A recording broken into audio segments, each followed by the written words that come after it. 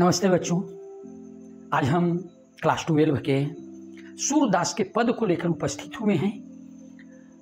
पहले हम लोग सूरदास के जीवन परिचय के बारे में कुछ जान लें, उसके बाद में उनके पदों का भावार्थ। चलें, इनका जन्म 1478 ईस्वी में अनुमानतः हुआ था। निधन 1583 ईस्वी। जन्म स्थान दिल्ली के निकट सिही ग्राम में। कुछ विद्वानों का कहना है कि इनका जन्म उत्तर प्रदेश के रुनकता यानी कि रेणु क्षेत्र, जो अभी वर्तमान समय में आगरा जिला में स्थित है, वहाँ भी हुआ था। लेकिन अधिकतर विद्वानों का मंतव्य है कि उनका जन्म दिल्ली के निकट सिही ग्राम में ही हुआ था। निवास स्थान सर्वप्रथम वो वज्र क्षेत्र के क्रमशः गौ घाट, फिर वृंदावन, उसके बाद परसोली ग्राम में निवास किया। शिक्षा स्वाध्याय द्वारा ज्ञान अर्जन। देखिए, बहुत एक सुंदर एक बातें आई, स्वाध्याय द्वारा ज्ञान अर्जन। तो स्वाध्याय का अर्थ होता है कि स्वयं के अध्ययन करके ज्ञान को अर्जित करना। स्वाध्याय द्वारा ज्ञान अर्जन मतलब स्वयं को अध्ययन करके ज्ञान को अर्जित करना। काव्य रचना, यहाँ पर काव्य एक शब्द आया है। वैसे तो काव्य में कहानी, उपन्यास, निबंध, लेख, कविता सारे आ जाते हैं, लेकिन जहाँ पर कवि की बात हो रही है तो वहाँ पर सिर्फ कविता से हम संबोधन करेंगे। तो काव्य रचना एवं संगीत का विशद ज्ञान। संगीत का विशद ज्ञान, एक शब्द आया विशद। विशद का अर्थ होता है दृश्य का सजीव वर्णन करना। यह जो विशद है, विशद का यही अर्थ होता है, सजीव, दृश्य का सजीव वर्णन करना। एवं अभ्यास। अभ्यास का मतलब होता है कि एक ही काम को बार बार करना। तथा विशाल लोक ज्ञान। यहां पर एक शब्द आया लोक ज्ञान। तो विशाल के मतलब जानते हैं, बड़ा, और लोक का अर्थ होता है पारंपरिक, बहुत बड़ा पारंपरिक ज्ञान। अब चलते हैं इनकी अभिरुचि किस किस चीजों में थी। पर्यटन, सत्संग, कृष्ण भक्ति एवं वैराग्य। अब हम बारी बारी से देखते हैं कि यह पर्यटन क्या है। तो पर्यटन का अर्थ होता है कि ऐसी यात्रा जो फुर्सत के समय में आनंद के लिए किया जाता हो। सत्संग, सत्संग के मतलब होता है कि साधु संतों के बीच में बैठकर उनकी वाणी को सुनना, ज्ञान को अर्जित करना। कृष्ण भक्ति, अपने आराध्य देव श्री कृष्ण के भक्ति में लीन थे। और वैराग्य, वैराग्य का अर्थ होता है जो सांसारिक सुख सुविधा से दूर हो। अब देखते हैं दीक्षा गुरु। तो इनके दीक्षा गुरु कौन थे? तो इनके दीक्षा गुरु महाप्रभु वल्लभाचार्य जी को कहा जाता है, जो सूरदास से मात्र 10 दिन बड़े थे। और वल्लभाचार्य जी शुद्धाद्वैतवाद एवं पुष्टि मार्ग के भक्ति साधना के प्रवर्तक, प्रसिद्ध दार्शनिक, आचार्य एवं संत थे। बहुत शब्द आया। सबसे पहले जानते हैं कि शुद्धाद्वैतवाद क्या है। तो शुद्धाद्वैतवाद के बारे में एक संस्कृत में श्लोक आया है, ब्रह्म सत्यम जगत सत्यम असो जियो ही नापरह। कहने का अर्थ है कि ब्रह्म सत्य है, यह जगत जो है वह भी सत्य है, और जो जीव है वह ब्रह्म का अंश है। इसी को शुद्धाद्वैतवाद कहते हैं। उसके बाद आता है पुष्टि मार्ग। तो पुष्टि मार्ग का अर्थ होता है ईश्वर के असीम अनुकंपा या ईश्वर के कृपा से भक्ति साधना का मार्ग। अब चलिए, यहां पर आता है प्रवर्तक। तो प्रवर्तक का अर्थ होता है जन्मदाता। आगे आता है दार्शनिक। बहुत सुंदर शब्द आया। वो इनके गुरु सूरदास के गुरु महाप्रभु वल्लभाचार्य जी के लिए दार्शनिक, वह व्यक्ति जो प्रत्येक स्थान पर घूमकर जिस चीजों को अपनी आंखों से देखकर दूसरे लोगों के सामने वर्णन करता है, वही दार्शनिक है। उसके बाद आचार्य। आचार्य का अर्थ होता है जो आचार्य नियमों को और सिद्धांतों का ज्ञाता हो तथा ज्ञान बांटने वाला हो। संत। संत का अर्थ होता है जो सत्य का आचरण करता हो तथा आत्मज्ञानी भी हो। जो सत्य का आचरण करता हो और आत्मज्ञानी भी हो। अब चलिए हम लोग देखते हैं विशेष। विशेष में है कि सूरदास जी जन्म से अंधे थे या बड़ा होने के बाद उनका दोनों आंख जाता रहा। देखिए, जन्म से अंधे थे या बड़ा होने पर दोनों आंखें जाती रही। और सूरदास जी का विशेष क्या गुण था? वो मृदुल थे, विनम्र थे, निराभिमानी थे, भावुक थे, अंतर्मुखी स्वभाव के और विरक्त महात्मा थे। चलिए हम बारी बारी से सब सारे शब्दों को, अर्थ को समझते हैं। देखिए यहां पर मृदुल शब्द आया तो मृदुल का अर्थ होता है कोमल या मुलायम। दूसरा शब्द आया विनम्र, तो विनम्र का अर्थ होता है सुशील या झुका हुआ। फिर एक शब्द आता है निराभिमानी, जिसके पास अभिमान नाम का कोई भी चीज न हो।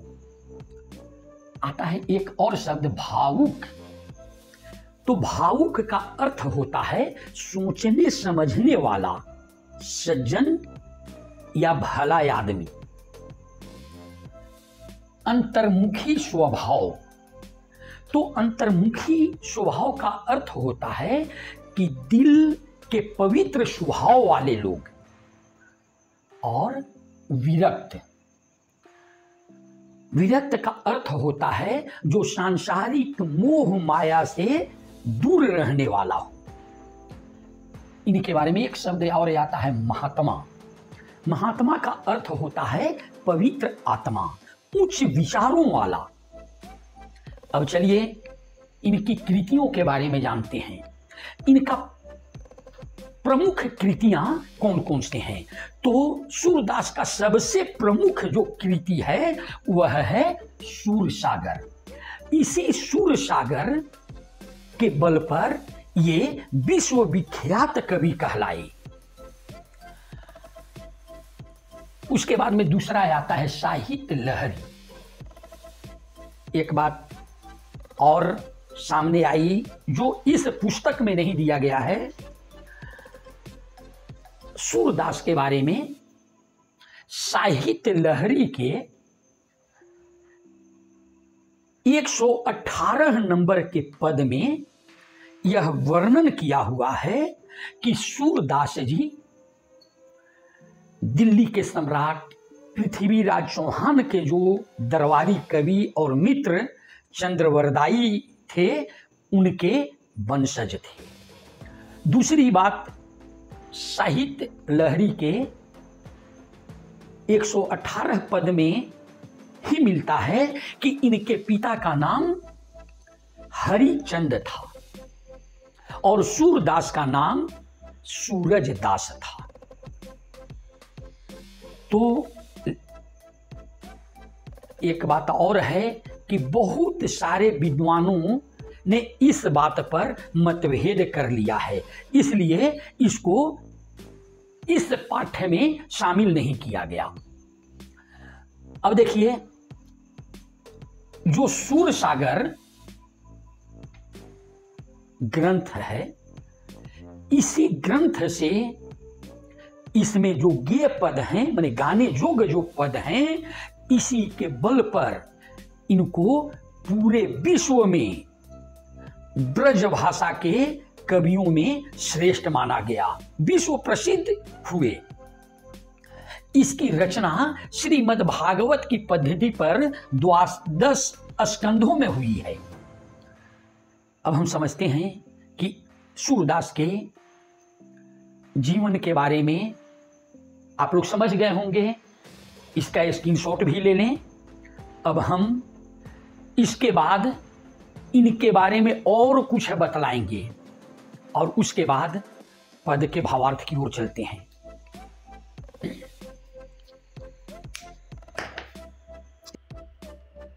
देखिए, मध्यकाल में हिंदी साहित्य के क्षेत्र में बहुत सारे क्षेत्रीय बोलियों का भाषा के रूप में विकास हुआ।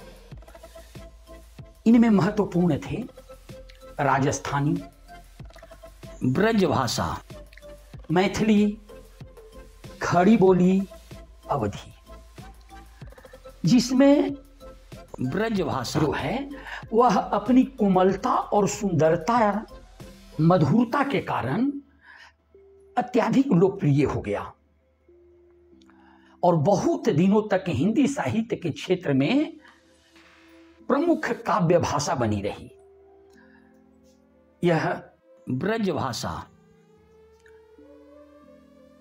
विश्व में स्थान तो तब पाया जब महाकवि सूरदास जी श्री कृष्ण और उनकी लीलाओं का वर्णन किए, और यह ब्रज भाषा था वह अपनी क्षेत्रीयता के सारी सीमाओं को तोड़कर अनवरत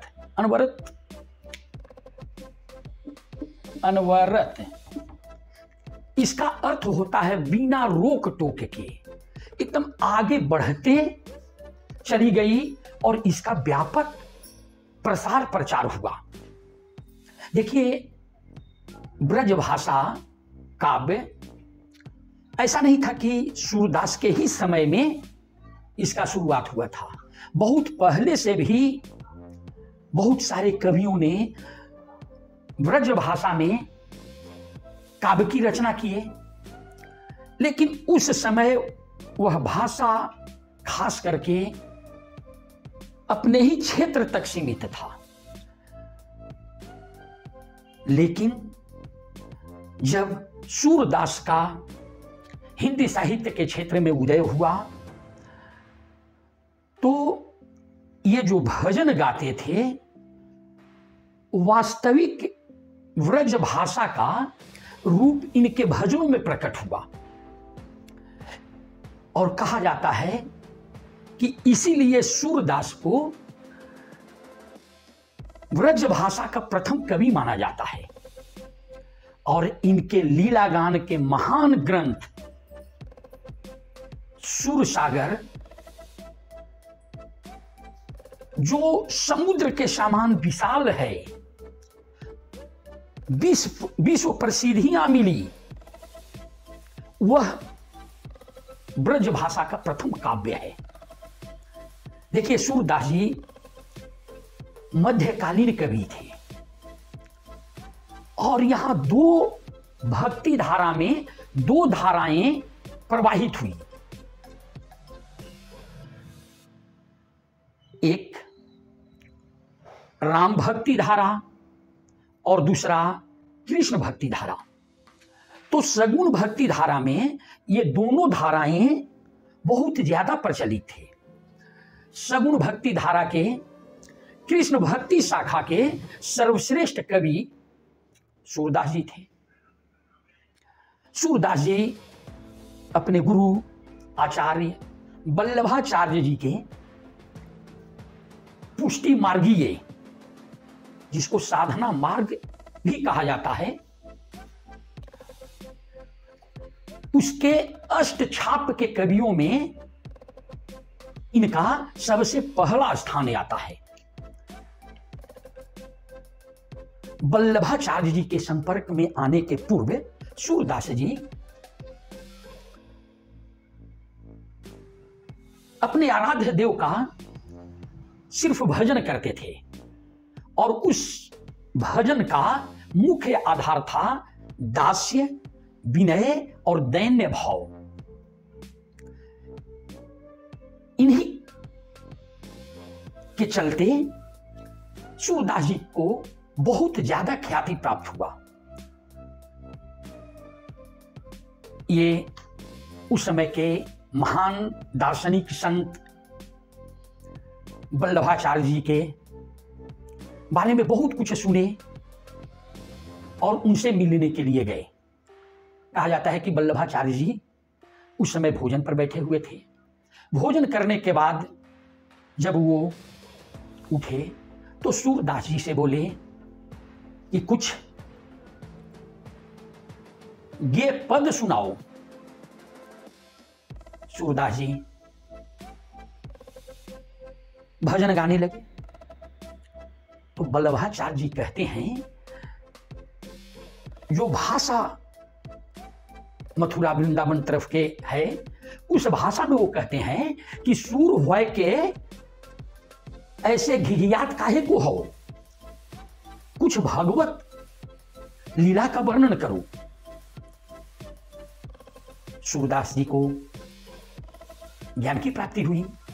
उनको लगा कि भगवत लीला का वर्णन करना चाहिए, तो अपने गुरु से आग्रह करते हैं कि हमें कुछ सुनाएं। तो गुरु वल्लभाचार्य जी अपने मुख से भागवत 10वें स्कंध के पाठ को सूरदास को सुनाते हैं और इसी से प्रेरणा पाकर सूरदास जी श्री कृष्ण के लीलाओं का रचना करने लगते हैं और उनके पद को गाने लगते हैं। वे श्री कृष्ण कथा के प्रसंगों को चुना और श्री कृष्ण के जन्म, शैशव और किशोर वय की विधि लीलाओं के विषय बनाकर भाव और रसों की बाढ़ ला दी। इसलिए इन्हें लीला रसिक कृष्ण भक्त कवि भी कहते हैं। अगर प्रश्न आता है कि लीला रसिक कृष्ण भक्त किसे कहते हैं, तो वहां पर उसका उत्तर होगा कि लीला रसिक कृष्ण भक्त कवि सूरदास को कहते हैं। चलिए इनके बारे में और कुछ जानते हैं। देखिए, सूरदास जी के काव्य के 3 प्रधान विषय हैं: विनय, भक्ति वात्सल्य और प्रेम श्रृंगार। इन्हीं तीनों भावों में इनका काव्य सीमित है, परंतु वात्सल्य भाव में ऐसी गहराई है कि व्यापकता और विस्तार सब पीछे छूट जाते हैं। वात्सल्य के तो सूरदास जी विश्व के अद्वितीय कवि माने जाते हैं। इस धरती पर उनके जैसा वात्सल्य कवि कोई दिखाई नहीं देता। इनके काव्य और कला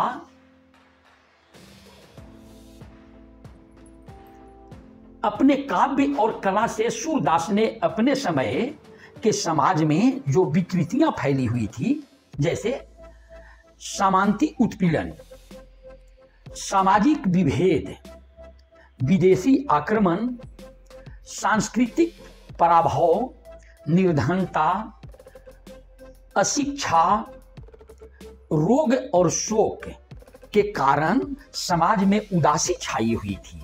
और सूरदास जी जब श्री कृष्ण के वात्सल्य लीलाओं का वर्णन किया तो यह सारे निराशाओं को धोकर लोकमानस में नए उत्साह भर दिए। देखिए, यहां पर सूरदास जी के 2 पद आए हैं और दोनों जो पद हैं वह विश्व प्रसिद्ध सूर सागर से लिया गया है और इसका भाषा क्या है? व्रज भाषा है। ये दोनों पदों में भाव वात्सल्य है। प्रथम पद में सूरदास जी मातृ प्रेम को दर्शाते हैं,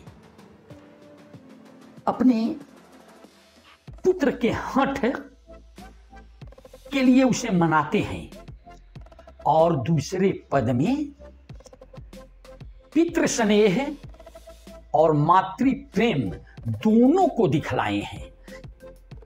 इससे इनका जो यह दो पद है वह बहुत सुंदर बन गया। कवि महात्मा सूरदास को ऐसे ही लोग हिंदी कवि में सूर्य के उपाधि नहीं दिए हैं। अगर प्रश्न आता है कि हिंदी साहित्य में किस कवि को सूर्य माना जाता है, तो ऐसी स्थिति में प्रश्न होगा सूरदास। अब हम लोग सूरदास के जो प्रथम पद है उसके भावार्थ और उसके मुख्य मुख्य शब्दों के अर्थ को जानेंगे। चलिए हम लोग सूरदास के जो प्रथम पद है उसे देखते हैं। प्रथम पद में सूरदास जी श्री कृष्ण के वात्सल्य रूप का वर्णन किए हैं। इस पद में जो मुख्य मुख्य शब्द हैं उनके हम अर्थ को जानेंगे। तो देखिए यहां पर लिखा हुआ है जागिए। जागिए का अर्थ होता है जागो या उठो। जागिए का अर्थ होता है जागो या उठो। ब्रजराज, ब्रजराज का अर्थ होता है ब्रज के राजकुमार। उसके बाद आता है कमल। कंवल, कंवल का अर्थ होता है कमल। कुसुम, कुसुम शब्द आया, कुसुम का अर्थ होता है फूल। और फूले, फूले का अर्थ होता है खिलना।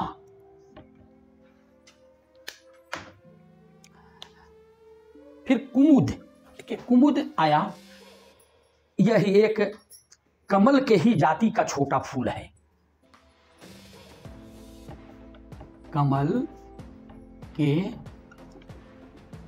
जाति का छोटा फूल। वृंद, वृंद का अर्थ होता है समूह। संकुचित,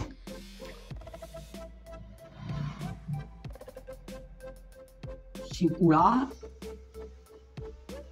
हुआ। उसके बाद भाई वृंग, तो वृंग का अर्थ होता है भ्रमर या भौरा, भौरा। लता, लता का अर्थ होता है उमल शाखा। भूले, भूले का अर्थ होता है भूलना या छुपना। फिर आया तमचर। तमचर का अर्थ होता है मुर्गा, मुर्गा। खग, पक्षी या पंछी। रोर, रोर का अर्थ होता है कोलाहल।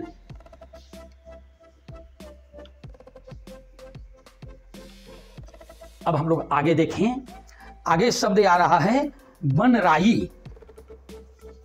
बनराई का अर्थ होता है पेड़ पौधे। रंभ, रंभती, रामभती, तो रामभती का अर्थ होता है आवाज। गो, गो का अर्थ हुआ गाय। खरकनी का अर्थ हुआ गौशाला। हित, हित का अर्थ है भलाई। धाई, धाई का अर्थ होता है दौड़ना। विधु, चंद्रमा। मलिन धूमिल होना, रवि सूर्य प्रकाश उजाला। देखिए यहां पर अंबुज सूरदास के पदों का खासियत रहता है। एक तरफ यहां कंवल और यहां अंबुज।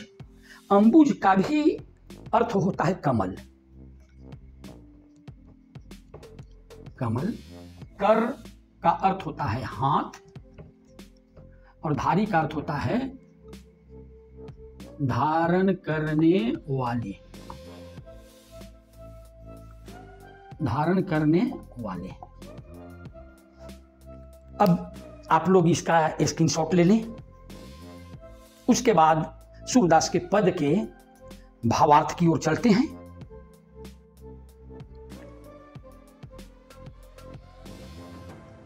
इस पद में मां यशोदा अपने प्यारे लाल श्री कृष्ण को सुबह होने पर जगा रही हैं। एक पुत्र के प्रति मां का जो प्रेम होता है, सूरदास जी इस पद में उसको दिखलाए हैं। मां यशोदा श्री कृष्ण को कैसे जगा रही हैं, देखें इन पदों से। जागिए व्रजराज कुंवर कंवल कुसुम फूले, कुमुद वृंद संकुचित भये भृंग लता भूले। मां यशोदा श्री कृष्ण जी को उठा रही हैं और कह रही हैं कि हे ब्रज के राजकुमार, अब जागिए, सुबह हो गया है और कमल फूल जो हैं वह खिल गए हैं। कुमुद वृंद, कुमुद एक कमल के ही जाति का छोटा फूल होता है जो रात्रि में खिलता है। उसका संबंध चंद्रमा से है। चंद्रमा के रोशनी में ही वह खिलता है और सुबह होने पर मुरझा जाता है। मां यशोदा कह रही हैं कि कुमुद वृंद संकुचित भयो भृंग लता भूले। कहते हैं कि कुमुद के फूल के समूह जो हैं वह संकुचित यानी कि सिकुड़ गए हैं, छोटा हो गए हैं। भृंग लता भूले, और भौरा जो है वह कोमल लताओं में जाकर के छुप गया है। इसलिए हे ब्रजराज कुंवर, अब आप जाग जाएं, सुबह हो गया है। फिर मां यशोदा कहती हैं कि हे श्री कृष्ण, तमचर खग रोर सुनावहु बोलत बन राई, राम भति गौ खरकनी में बछड़ा हित धाई। मनुहार कर रही है, मना रही है मां यशोदा, श्री कृष्ण को बड़े लाड़ प्यार से उठा रही है। सूरदास के पद का खासियत देखिए, मानो लगता है कि एकदम जीवंत कहानी को उतार दिए हैं। तमचर खग रोर सुनावत, मां यशोदा कह रही हैं कि मुर्गा जो है वह बांग देने लगा है, यानी कि बोलने लगा है। वह यह बतला रहा है कि अब सुबह हो गया है। खग रोर सुनावहु, और जो आकाश में हवा में उड़ने वाले पंछी हैं वह कोलाहल करने लगे हैं। और जब पंछी कोलाहल कर रहे हैं तो वन में जो आपका पेड़ पौधे हैं वह भी डोल रहे हैं। मानो लग रहा है कि वह भी आवाज दे रहे हैं कि अब सुबह हो गया है। इसलिए हे ब्रज के राजकुमार, हे कांधा, उठ जाइए। आगे मां यशोदा क्या कह रही हैं, देखें। रामभती गो खरकनी में बछड़ा हित धाई, और गाय जो है वह गौशाला में बोल रही है। अपने छोटा बच्चा के हित के लिए, अपने छोटा बच्चा के भलाई के लिए, ताकि उसे दूध मिल सके, उसके लिए वह अपने गौशाला में बोल रही है और वह इधर उधर दौड़ रही है। इसलिए हे कृष्ण, हे श्याम सुंदर, अब तो उठ जाइए। फिर मां जसोदा तरह तरह के उदाहरण देते हुए श्री कृष्ण को जगा रही है, कह रही है कि विधु मलिन रवि प्रकाश गावत नर नारी, सूर्य श्याम प्रात उठो अंबुज कर धारी। मां यशोदा कह रही हैं कि हे श्री कृष्ण, अब उठ जाओ। जो चंद्रमा का शीतलता और उजाला था वह अब मलिन हो गया है और सूर्य जो हैं अपना प्रकाश इस पृथ्वी पर दे रहे हैं। इस व्रज के जितनी भी नर नारी हैं वो प्रात वंदन, जो सुबह का ईश्वर का जो वंदन होता है उसका गीत गा रहे हैं। इसलिए हे श्याम सुंदर, अब उठ जाइए। देखिए अंत में कहते हैं कि सूरश्याम, सूरदास जी मां यशोदा के माध्यम से क्या कहना चाह रहे हैं कि मां यशोदा कह रही है कि हे श्याम, अब सुबह हो गया है, उठ जाओ। हे अंबुज कर, हे कमल के हाथ में धारण करने वाले श्री कृष्ण, अब उठ जाओ, सुबह हो गया है। देखिए सूरदास जी इन पदों में मां के प्रेम को ऐसा दर्शाने का प्रयास किए हैं जैसे लग रहा है कि सारी दुनिया के प्रेम इन्हीं पदों में समाहित कर दिए हैं। डॉक्टर हजारी प्रसाद द्विवेदी जी कहते हैं कि सूरदास जी मां यशोदा के बहाने मातृ हृदय का ऐसा स्वाभाविक और सरल चित्र खींचा है कि आश्चर्य होता है कि माता संसार का ऐसा पवित्र रहस्य है जिसका कवि के अलावा व्याख्या करने का किसी और को अधिकार नहीं है।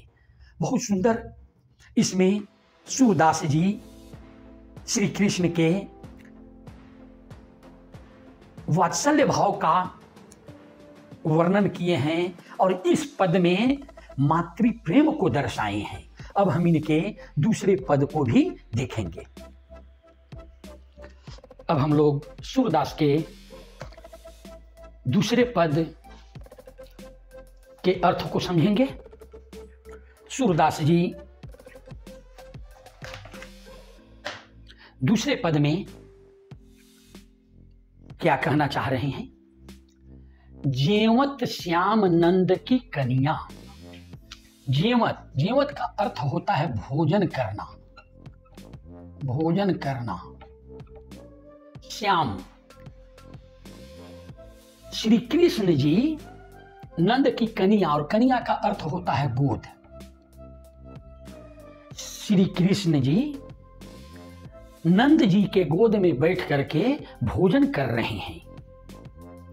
कछुक खात कछु धरनी गिरावत, छवि निरखती नंद रनिया। कछुक मतलब, कछुक का मतलब होता है कुछ। कछुक खात कछु धरनी, धरनी का अर्थ होता है धरती।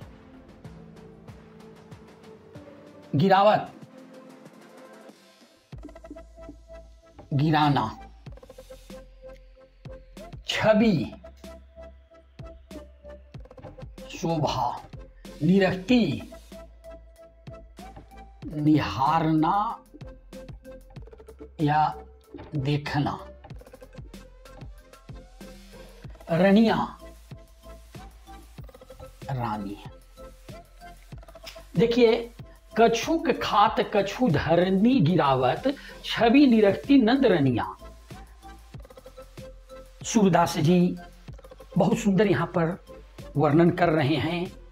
श्याम सुंदर श्री कृष्ण नंद जी के गोद में बैठकर भोजन कर रहे हैं और कुछ खा रहे हैं और कुछ धरती पर गिरा रहे हैं।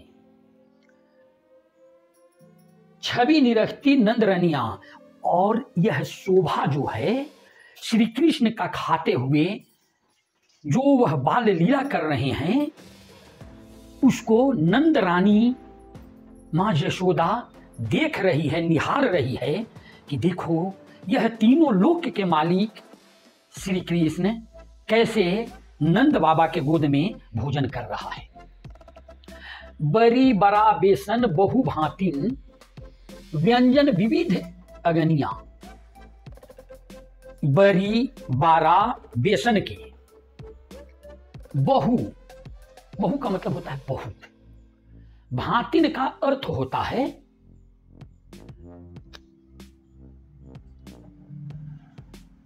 प्रकार, बहु भांतिनी। व्यंजन का अर्थ होता है पकवान, विविध का अर्थ होता है बहुत, अगनिया अगणित, ऐसे इसका एक और अर्थ होता है आगे।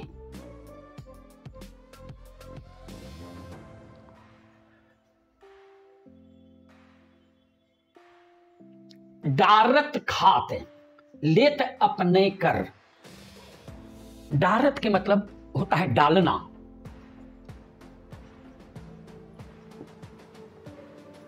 खात लेत अपने कर। कर सूरदास के प्रथम पद में हम अर्थ लिखा दिए हैं, कर का अर्थ होता है हाथ। रुचि, रुचि का अर्थ होता है इच्छा, और मानत का अर्थ होता है मांग रहा है।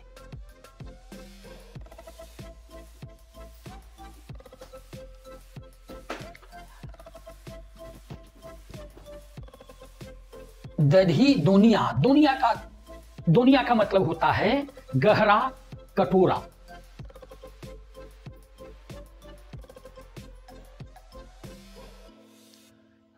देखिए अब इनके अर्थ को समझ लें।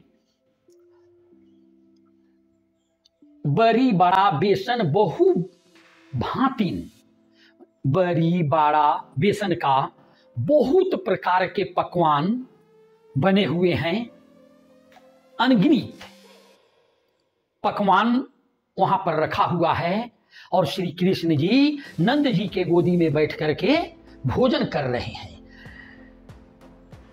डारत खात लेत अपने कर, कुछ उठा रहे हैं, अपने मुंह में डाल रहे हैं, और फिर कुछ अपने हाथ में ले रहे हैं। रुचि मानत दधी दुनिया, लेकिन वहां पर जो कटोरा में दही रखा हुआ है, इच्छा श्री कृष्ण को हो रहा है कि उस दही को हम खाएं। अब श्री कृष्ण जी क्या कर रहे हैं, देखिए।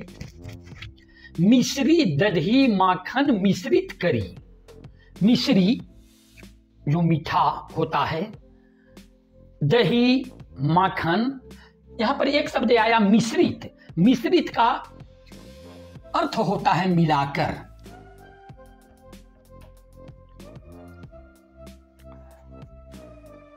मिश्री दधी माखन मिश्रित करी, मुख नावत छवि धनिया। मुख का मतलब होता है मुंह, धन्या का अर्थ होता है धन्य होना।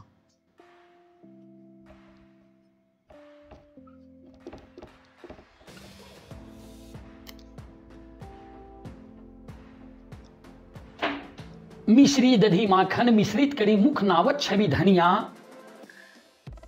कवि सूरदास जी कह रहे हैं कि श्री कृष्ण जी मिश्री, माखन और दही को मिलाकर खा रहे हैं, अपने मुख में डाल रहे हैं और उनको दधी जो है वह मुंह में लपटाए हुए है।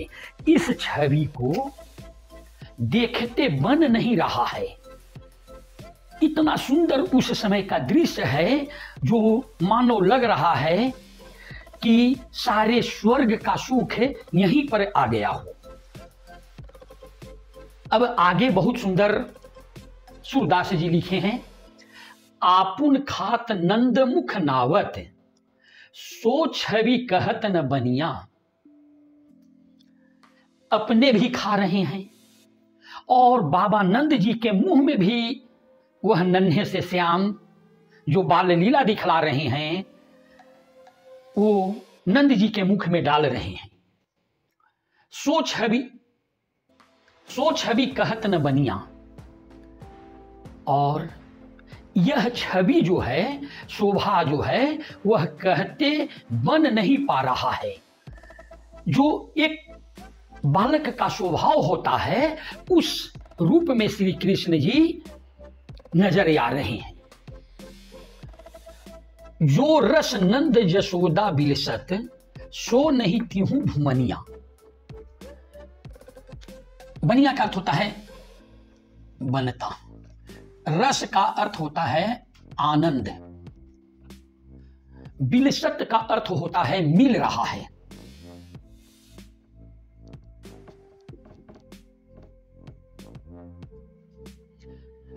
तिहूं का अर्थ होता है तीनों और भुवनिया का मतलब होता है लोक। कवि सूरदास जी कह रहे हैं कि जो रस नंद यशोदा बिलसत, जो आनंद नंद जी और यशोदा जी को मिल रहा है वह आनंद तीनों लोकों में किसी को नहीं मिल रहा है। आखिर क्यों न मिलता? इसलिए धरती, आकाश और पाताल तीनों लोकों के स्वामी श्री हरि विष्णु जी कृष्ण के रूप में व्रज में अवतार लिए हैं। भोजन करी नंद आचमन लीन्हूं, मांगत सूर जुठनिया। जब श्री कृष्ण जी भोजन कर लेते हैं तो नंद जी उन्हें आचमन, हाथ मुंह को धो रहे हैं। भोजन करी नंद आचमन लीन्हूं, और जब उनके हाथ मुंह को नंद जी धो देते हैं तब कवि सूरदास जी कहते हैं कि हे प्रभु, आप तो भोजन कर लिए, अपना जो बाल लीला था उसको दिखला दिए, हमें भी तो अपना कुछ जो जूठन बचा हुआ है उसे प्रसाद स्वरूप दे दें। बहुत सुंदर यहाँ पर श्री कृष्ण के बाल लीला का वर्णन सूरदास जी किए हैं।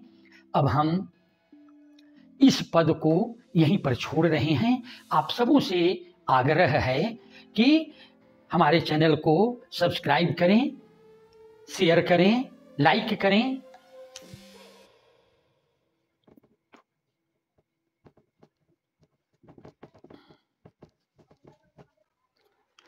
अब हम अगले वीडियो में फिर आप लोग की सेवा में उपस्थित होंगे।